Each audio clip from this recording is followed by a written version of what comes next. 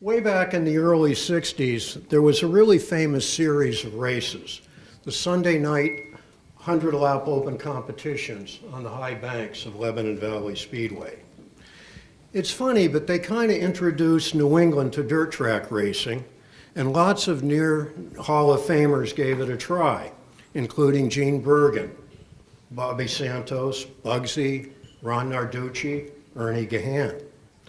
But one of the cars to beat at the time was the legendary black and white number 115, campaigned by Ken Tremont Sr. out of Averill Park, New York. It turns out that Ken Tremont is a perpetual energy source. He never stopped building cars, and he never stopped winning. How does this sound?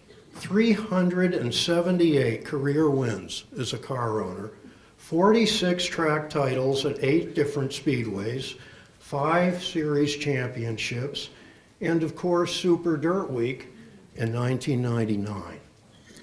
A lot of it was in New York, and when asked about New England, Big Ken just smiles.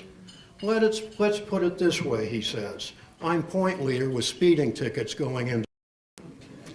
In fact, he has 11 championships at Devil's Bowl, 100 wins between Devil's Bowl and Canaan alone, and has run Thunder Road, Thompson, Stafford, Monadnock, Lakeville, Claremont, and Fairmont. And Big Ken is known to be a mechanical wizard.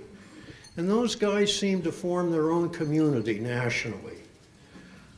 Ken's friends have been guys like Eddie Flemke, who taught him to run up front at Monadnock on the pavement in a dirt car, and Smokey Unick, who walked up to Ken at Syracuse while Ken was changing some gears. Smokey checked the gear loop with his finger, not by looking at it, but by tasting it. It's good, he says. They became great friends. But the most remarkable thing about Ken is that his family came with him. Racing's no Saturday night thing, he said. It's all night, every week. And wouldn't you know it, of all the spectacular drivers who've wheeled a number 115, Chuck Ely, Frankie Schneider, Will Cagle among them, the most successful has been Ken Tremont Jr. Together, they have an astounding 324 victories, the winningest in both Lebanon Valley and Devil's Bowl histories. It is fascinating to consider that just maybe the two could be the most successful, winningest father-son team in all of American racing. And while we're thinking that over, why doesn't Big Ken Tremont amble right up here to join the Near Hall of Fame in perpetuity? I want to thank you all, the New England group, for bringing me into this Hall of Fame. It's been quite a group, but I don't want you to think we left you flat, because about every weekend we came up into Vermont, and it wasn't to see the green grass of Vermont either. We were there to race.